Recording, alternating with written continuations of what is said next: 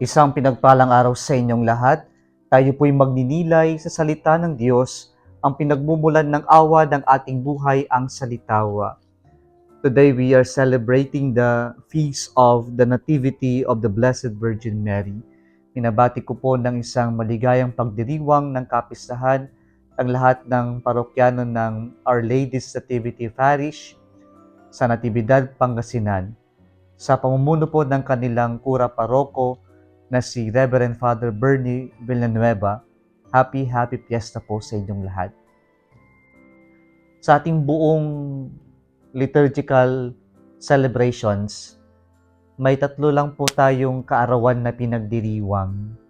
Ang una po ay on June 24, the Nativity of John the Baptist.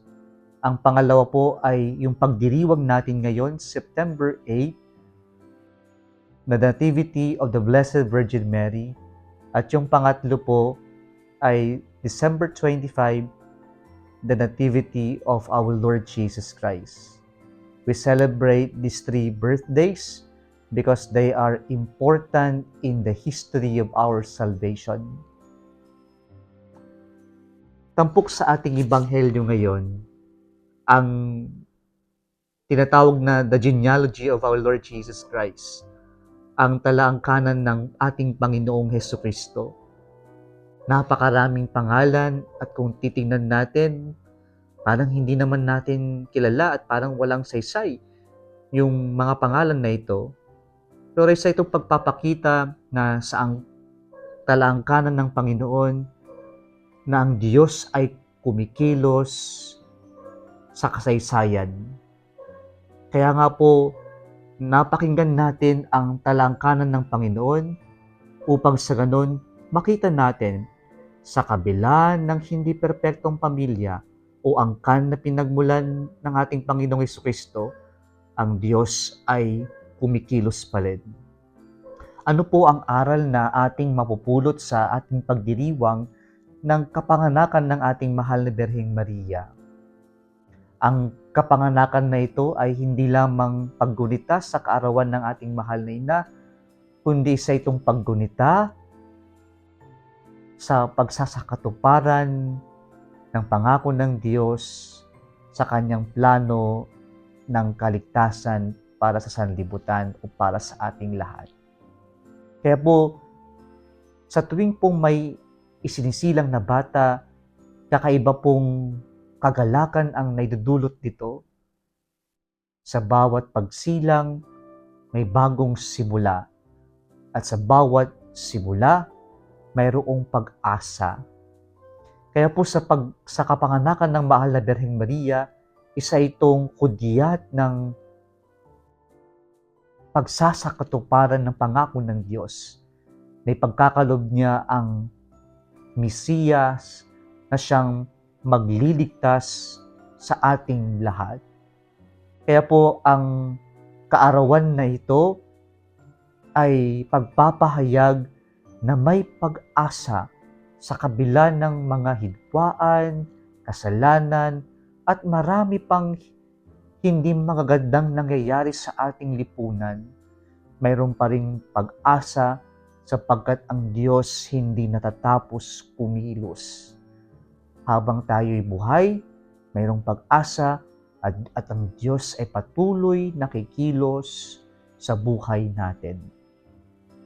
At yung pagsasakatuparan po ng plano ng Diyos ng pagliligtas ay kanyang isinagawa sa pamamagitan ng isang dalagita, ang mahal na Birheng Maria.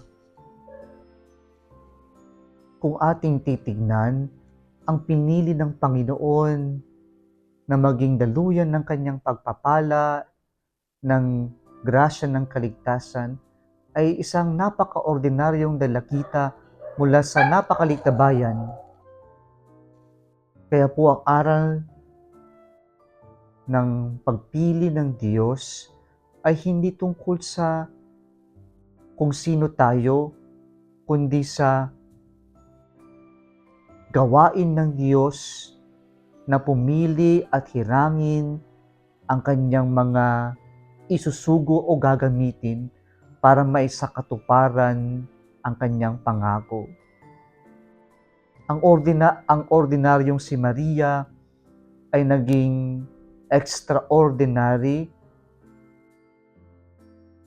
sa lahat ng kababaihan sapagkat ang kanyang fiat, ang kanyang oo, ang siyang naging basihan upang sa ganun maisakatuparan ang plano ng Diyos.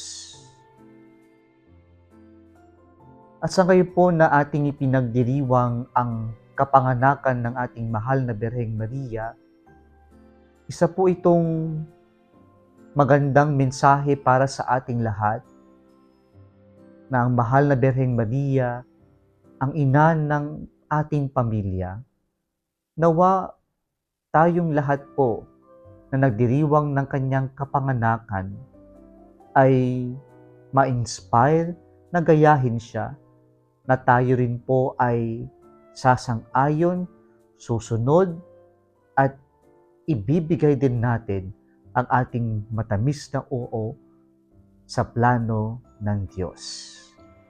Kung nagustuhan mo ang video na ito, huwag kalimutang mag-like, i-share at mag-subscribe sa Salitaw Facebook page and YouTube channel. Muli isang pinagpalang araw sa inyong lahat.